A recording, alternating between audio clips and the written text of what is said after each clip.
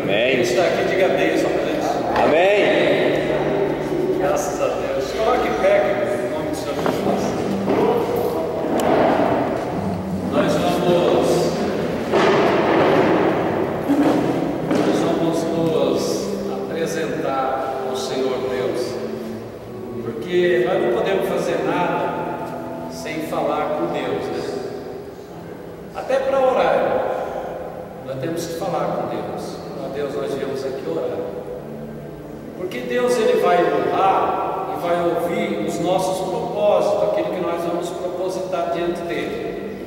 Se eu simplesmente chegar num ambiente de vigília, de oração, e sair falando um monte de coisa para preencher o espaço, né? Eu vou descobrir que eu não orei e que não adiantou nada. Tudo que eu fiz foi perdido. Mas quando eu chego diante de Deus, eu me apresento, eu falo: Senhor, eu estou aqui porque eu vou buscar a tua face, eu vou te louvar, eu vou te adorar, eu vou interceder por um monte de gente aí que precisa da minha oração. Então o Senhor Deus estará atento para você, né? Ele vai estar olhando, porque você se apresentou, você falou do propósito. Nada que nós fazemos para Deus, amado, pode ser de qualquer forma, né? Quando nós vamos cultuar a Deus, nós abrimos o culto, nos apresentamos a Deus. Quando nós vamos pregar, nós pedimos permissão a Deus para falar da palavra dele. Então tudo é com ordem e decência, bem querido. Então que você possa falar: Senhor, eu estou aqui nesse ambiente de oração, e mais importante, eu vou orar. Amém, amado? E se você falar para Deus que você vai orar, ore, porque senão a coisa fica séria, né? A pessoa chegar: Senhor, eu vou orar, e não orar, e aí? Como é que fica, mano? Então vamos ser sinceros com o nosso Deus, né? E Ele vai nos honrar e nos abençoar. Amém? Amém. Feche teus olhos, abre o teu coração, vamos falar com o Pai. Querido e maravilhoso Deus, em nome do teu Filho Jesus Cristo, meu amado Salvador, eu estou aqui nesse ambiente de oração junto com os meus amados irmãos, com o propósito, ó Pai, de buscar a tua face, de buscar a tua presença, de interceder por vidas preciosas que estão de alguma forma carentes da minha oração, da nossa oração. Eu estou aqui, Senhor, porque é importante estar aqui com os meus irmãos, é importante orar, é importante buscar a tua presença. Senhor, meu Pai, venha nos honrar, venha nos fortalecer, venha nos ajudar nesse momento tão importante da nossa vida, Deus, em que queremos buscar a tua face. Quando o Senhor disse: buscai a minha face, o nosso coração disse: a tua face nós buscaremos, Senhor, porque então nós estaremos na tua presença, Pai. Então nós viveremos, Senhor amado, um novo tempo, um tempo de revelações, um tempo de poder, um tempo de alegria, Senhor amado, um tempo de prosperidade diante de ti, Senhor. Honra os meus irmãos que vieram a este lugar, Senhor, que vieram para orar, que vieram para te buscar, para te glorificar, Deus. Oh Senhor amado, seja servido de derramar sobre esse ambiente, sobre estes corações, as tuas bênçãos, o teu poder, a tua unção, o teu Espírito, a tua glória, a renovação da nossa vida, Pai, para que possamos sentir poderosamente o teu poder e a tua glória e vivermos na tua presença, Pai. Honra os meus irmãos, os abençoa poderosamente. Eu te peço, Pai, em nome do Senhor Jesus Cristo. Amém. Glória a Deus. Pode sentar, querido. Em nome do Senhor Jesus, eu quero meditar com os irmãos sobre a palavra. Se os irmãos quiserem que acenda a luz para os irmãos acompanharem a leitura, sim, não, sim. Para mim é que está bom. Por mim também tá bom. Se quiser que acenda, pode acender. facilitar a vida dos irmãos. E também dá para mim observar se não tem ninguém dormindo.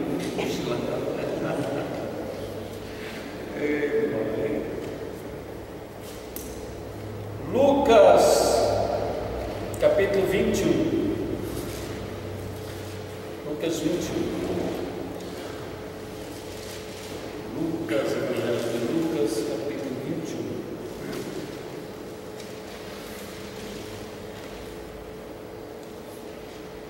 Lucas 21. Tem um subtítulo aí, amado? A pequena oferta da viúva pobre. Amém? Não tem, glória a Deus. Lucas 21. Então vamos lá. E olhando ele, viu os ricos lançarem as suas ofertas na arca do tesouro. E viu também uma pobre viúva lançar ali 2 pequenas moedas.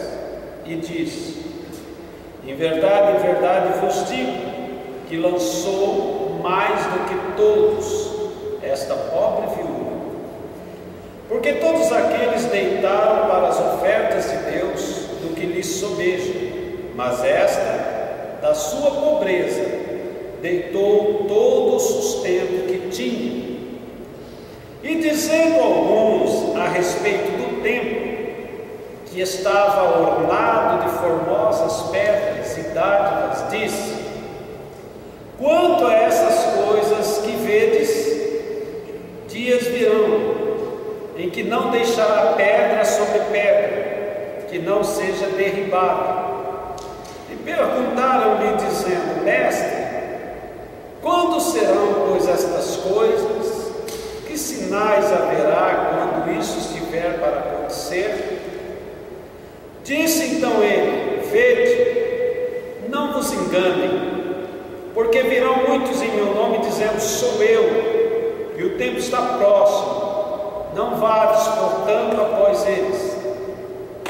E quando ouvirdes de guerra e sedições, não vos assusteis, porque é necessário que isto aconteça primeiro, mas o fim não será logo. Então lhes disse: levantar-se-á nação contra nação, e reino contra reino, e haverá em vários lugares grandes terremotos, e fomes, e pestilência. Haverá também coisas espantosas e grandes sinais do céu. Mas antes de todas essas coisas lançarão mão de vós e vos perseguirão, entregando-vos às sinagogas e às prisões, e conduzindo-vos à presença de reis e presidentes por amor do meu nome. E vos acontecerá isto para testemunho. Propondo, pois, em vossos corações não premeditar como haveis de responder, porque eu vos darei boca e sabedoria que não poderão resistir nem contradizer todos quantos se vos opuserem. E até pelos pais, irmãos e parentes e amigos sereis entregues, e matarão algum de vós. E de todos sereis odiados por causa do meu nome, mas não perecerá um único cabelo da vossa cabeça. Na vossa paciência possuí as vossas almas. Amém. Amém. Glória a Deus. Se nós tivermos que encontrar um verbo para fazer a ligação de todos esses textos que nós lemos aqui, que verbo nós encontraríamos aqui? O verbo ver, né? Porque nós vamos observar que tudo aqui está fundamentado na maneira como você olha as coisas, como você vê as coisas. Uma certa oportunidade, Israel estava havendo um grande confronto entre o povo filisteu e o povo de Israel. E eles trouxeram um gigante. E o gigante é para você ver, né? E você olha para o gigante e você começa a ver todas as qualidades dele. É interessante, se você ler o texto, eu não sei como eles fizeram isso, eu não sei. Mas o gigante veio durante 40 dias, e todo dia o gigante se apresentava diante do exército de Israel, afrontava, xingava, humilhava e voltava. Nesse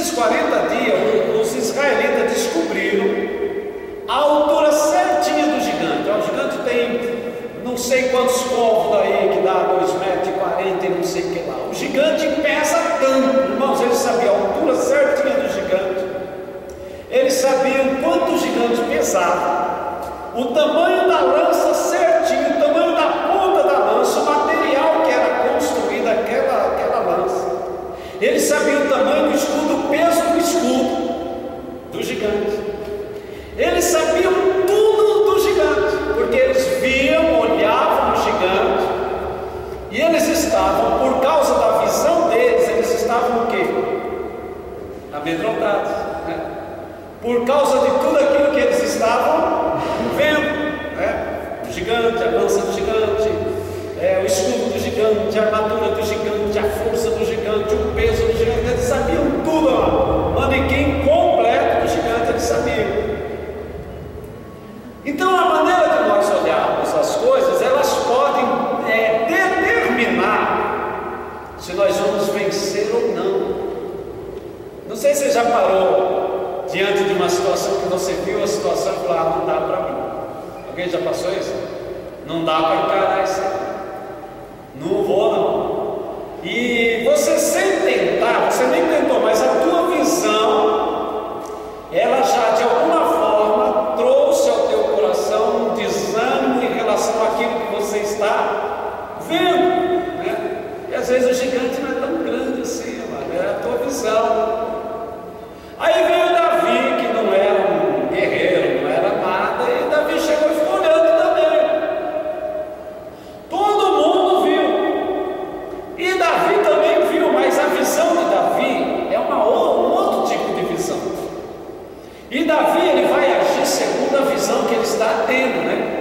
Então todo mundo olhou e falou: é um gigante, é grande, é forte, é poderoso, vai nos derrotar, nós não temos chance nenhuma. Davi também olhou para ele. Sabe o que Davi viu? Ele falou: gente, esse homem aí é um incircunciso, ele é um maldito, ele não tem a menor chance contra nós, porque ele não está na presença de Deus, gente.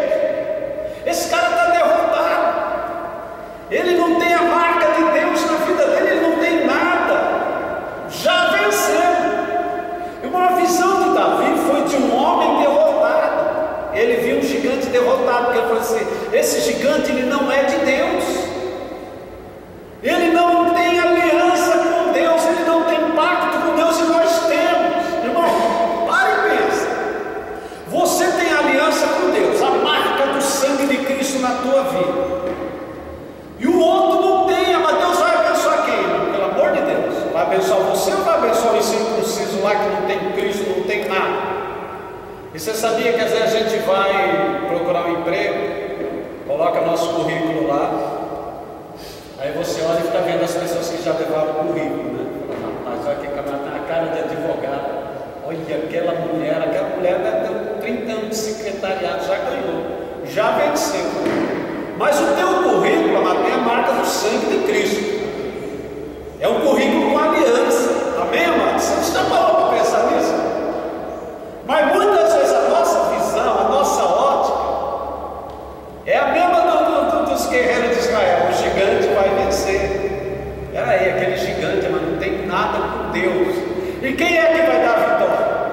É Deus, irmão. Davi olhou e falou: rapaz, está perdido. Você simplesmente está perdido. Deus vai me entregar, vai entregar você na minha mão. Acabei, já venci, já era. Porque a visão de Davi era de um homem que não tinha nada com Deus, e ele, Davi, sabia que ele era ungido de Deus. Então a questão de tamanho não vale nada. Essa é a posição que nós temos que ter, amém, querido? Irmãos, nós somos medíocres na nossa visão. Quem é que vai vencer? É sempre aquele que tiver uma aliança com Deus, é sempre aquele que estiver em Cristo, é sempre aquele que está na presença de Deus. Por isso que Paulo falou: em Cristo nós somos o quê? Mais do que vencedores. Sabe o que Paulo está falando? É impossível perder. É impossível que alguém vai tirar o teu lugar. É impossível que alguém possa prevalecer contra alguém que tem a marca de Cristo, alguém que está em Cristo mesmo. Essa é a visão. Então vamos voltar para o texto. Jesus ele está querendo que os discípulos tenham a visão de Deus em relação às coisas. Jesus traz eles para o templo. E Jesus diz assim: olhem, vejam aquela mulher. Aquela mulher, ela saiu do seu lugar, foi lá na arca do tesouro, pegou 2 moedinhas e colocou ali. Fez até o barulhinho, plim, plim, 2 moedas. Camarada saia de lá, enfiava a mão no bolso daqueles mação de nota, saía assim, né, até para chamar a atenção das pessoas, e jogava ali um monte de dinheiro, outro um monte de dinheiro, outro um monte de moeda de ouro e colocava lá. Então Jesus falou: olhem e aprendam. Eu estou fazendo vocês olharem com a ótica de Deus, como é que Deus encara as coisas. E ele está falando para os discípulos, porque a ideia de Jesus, irmãos, era andar com os discípulos e fazê-los entender a vida, fazê-los entender os propósitos. Então chama os discípulos e fala: olhem para o que vocês estão vendo. E os discípulos estão olhando. Essa mulher, ela vai fazer uma coisa que ninguém vai conseguir fazer. Ela vai conseguir agradar a Deus. Agora, irmãos, veja bem. Se eu estou ali, eu ia ter a mesma visão dos discípulos. Isso, essa mulher tadinha, melhor que nem fizesse isso. Ela vai jogar essas 2 moedinhas só para dar trabalho para os diáconos contar essas moedinhas dela. 5 centavos, né? Bom é aquele lá, o maço que ele trouxe lá e colocou. É a nossa visão, mas infelizmente. Mas nós temos que olhar pela visão de Deus. E Deus olhou aquela mulher e falou assim: essa mulher está certa. A obra que ela fez é maior do que todo mundo, porque ela, na sua pobreza, ela entregou tudo. Amém? Ela fez o melhor, ela deu mais do que todo mundo. Porque para Deus não é a quantidade, mas é a disposição do nosso coração. Aquilo que você vai fazer hoje tem que ser o melhor. Pode não ser o melhor para mim. Olha como esse pessoal ora feio, né? Olha como aquela irmã ora esquisita. Olha aquela lá chorando na cadeira. Você tinha que orar assim: Senhor da glória, eu te adoro, onipotente, onisciente, onipresente, Deus, presciente, etc, etc. Uma oração bonita, né? E Deus nem olhou. Aí a irmã vai, debruça na cadeira, chora, clama e fala: Deus, tem misericórdia de mim, que preciso tanto do Senhor. Aí Deus fala: essa daqui deu tudo que ela tinha. Amém, irmão? Aquele lá deu do que sobejava, do que ele aprendeu na teologia da escola dele. Então, a grande ideia é essa. O que eu vou fazer agora para Deus precisa ser o melhor. E o melhor não é baseado no conceito humano, é baseado no conceito de Deus. Para todo mundo, aquela mulher nem deveria ter entrado no templo. Você já imaginou assim, no templo daquele, a coisa mais linda do mundo? Vai levar 2 moedinhas. O que vai alterar isso na vida do templo? O que vai alterar isso? Mas alterou no coração de Deus. Amém? Agora, o importante nesse texto não é nem isso. Nós estamos falando de ver. O verbo ver. Enquanto Jesus falava: olhem para a mulher, para onde os discípulos estavam olhando? Para o templo. Mestre, dá uma olhada nessas colunas. Olhem para a viúva. Mestre, olha os candelabros. Olhem para a viúva. Mestre, olha que coisa linda que é esse templo, que coisa maravilhosa. Olhem para a viúva. Mestre, o senhor já parou para perceber que grandeza que é isso, que glória que é isso? Aí o Senhor Jesus disse assim: não vai ficar pedra sobre pedra. Sabe o que Cristo está ensinando aqui, amado? Que nós não podemos fazer o nosso alicerce em cima de areia, em cima de projetos humanos. Nós não podemos nos fiar nas coisas humanas. A nossa fé, o nosso porto seguro, a nossa rocha se chama Jesus Cristo. Então a visão dele coisa humana, de segurança humana, de poder humano, de riqueza humana. E Jesus está falando: olhe para aquela mulher, ela vai ensinar algo para vocês que o templo não vai ensinar, que a grandeza do templo, o ouro do templo, a glória do templo, as lâmpadas do templo não vão ensinar, mas aquela mulher vai ensinar. Amém? A maneira como nós ofertamos a Deus, no que é que nós estamos nos segurando, aonde está a nossa fé, o que é que nós estamos fazendo com tudo aquilo que nós recebemos de Deus, como é que nós estamos nos comportando, irmão? O Senhor Jesus começa a mostrar ali a familiaridade dos projetos humanos, a fraqueza humana. Ele falou: olha só, isso daqui a pouco vai ser destruído, e vocês vão se segurar onde? Tito vai entrar aqui com o exército e não vai deixar pedra sobre pedra, que vai arrancar até as pedras do alicerce disso daqui. A tua fé está nesse tempo, ou a tua fé está na atitude daquela mulher? Aquela mulher, ela ensina que eu tenho que oferecer o meu tudo para Deus, que tudo que eu tenho é de Deus, que toda a minha vida tem que ser entregue a Deus. O templo me ensinava a riqueza, o projeto humano, a glória humana. Aquela mulher me ensinava como servir a Deus. Então Jesus falou: olha, nos teus projetos não vai ficar pedra sobre pedra, a tua segurança vai ser tirada debaixo de você. Daqui a pouco isso daqui vai sumir, daqui a pouco isso daqui não vai existir. Você está seguro no quê? Um mundo conturbado, guerra sobre guerra. Jesus começa a mostrar tudo que vai acontecer ali, desde aquele momento até o final dos tempos. Jesus mostra que tudo é instável.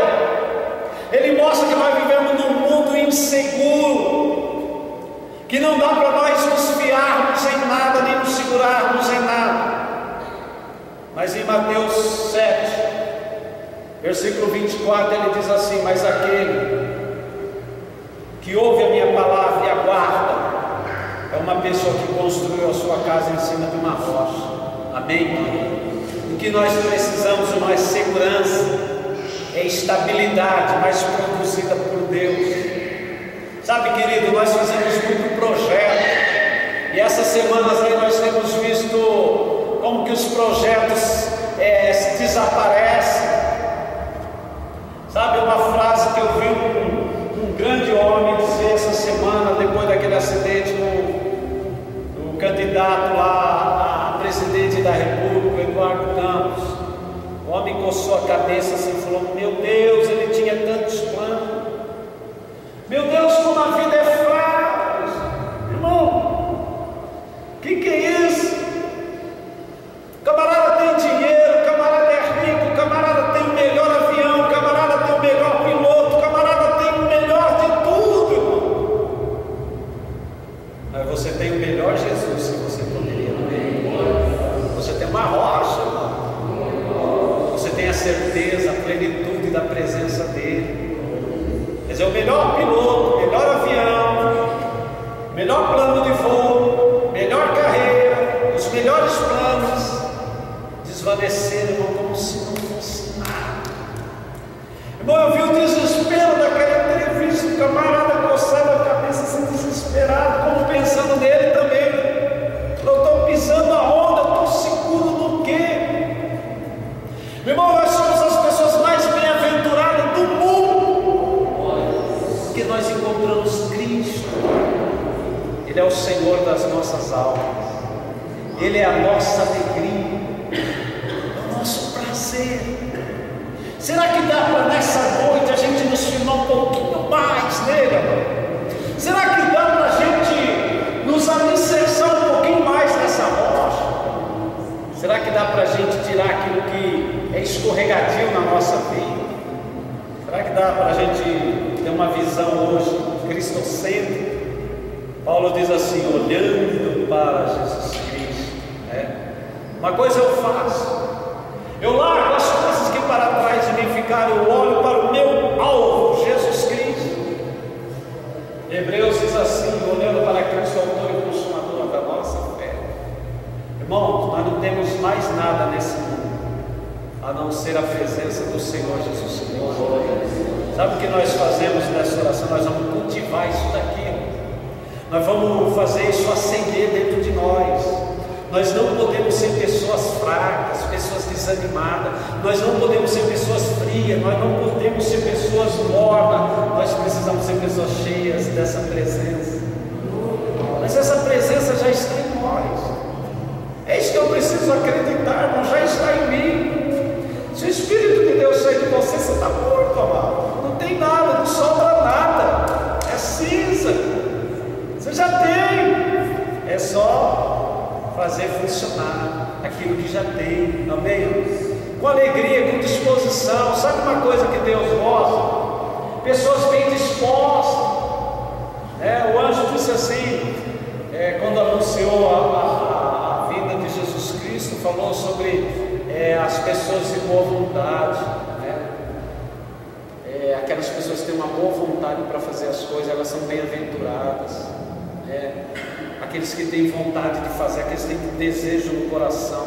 Eu sei que é difícil, eu sei que a gente apaga as luzes aqui, a primeira coisa que dá vontade é dormir. A primeira coisa que vem no coração, apagou as luzes, vamos dormir. Mas peraí, vamos lá. Nós estamos aqui com uma oportunidade única. Nós temos um período de oração. Depois você dorme, depois você chega em casa, você baba de dormir, você se joga na cama, você dorme amanhã até meio-dia. Não dá, né? 6 da manhã tem que estar em pé. Mas e aí? Irmão, seja sincero comigo. Dá ou não para a gente dar o nosso melhor aqui? Dá? Ou não? Ou nós vamos devagarzinho, tentar pegar no tranco, né? Ou nós vamos oferecer a Deus o nosso melhor? Irmãos, é a proposta da noite, né? Olhe para aquela viúva. Não olhe para o templo. O templo, irmãos, é riqueza que sobrou lá. Você lembra quando colheram o dinheiro para fazer o templo? Era tanto dinheiro que não tinha mais. Mandaram o povo parar. Ô gente, para de trazer, pelo amor de Deus, chega. Mas Deus olhou para aquela viúva, porque ela estava nos ensinando uma lição importante. Ela deu tudo que ela tinha para Deus. Amém? E Jesus, ele contemplou aquilo como a coisa mais maravilhosa. Os olhos de Cristo não conseguiram olhar para o templo, mas conseguiram olhar para aquela mulher. E que nós possamos hoje fazer com que Deus olhe para nós. Amém, irmão? Você já imaginou? O Senhor Deus está lá, irmão. Ele tem milhões de coisas para fazer nesse exato momento. Como nós, tem milhões de pessoas orando nesse momento. Mas quem é que vai chamar a atenção de Deus? É aqueles que estão sobejando?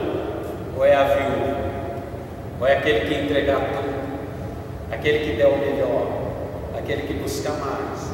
Aquele que se entregar mais? Amém? Se coloque em pé em nome do Senhor Jesus Cristo. A gente vai estar acendendo essas duas luzes e apagando todas as luzes. Mas não é para você dormir, lá, pelo amor de Deus. É para orar. Eu vou orar para que o anjo fique com uma espada assim desembanhada de fogo. Se alguém dormir, ele tocar. Então vai lá. Então você escutar de vez em quando assim, é um anjo. Amado, Deus nos ama e Ele quer que nós oremos. Vamos entoar um cântico aí hoje, Lucas aí, Estevam. E a partir desse cântico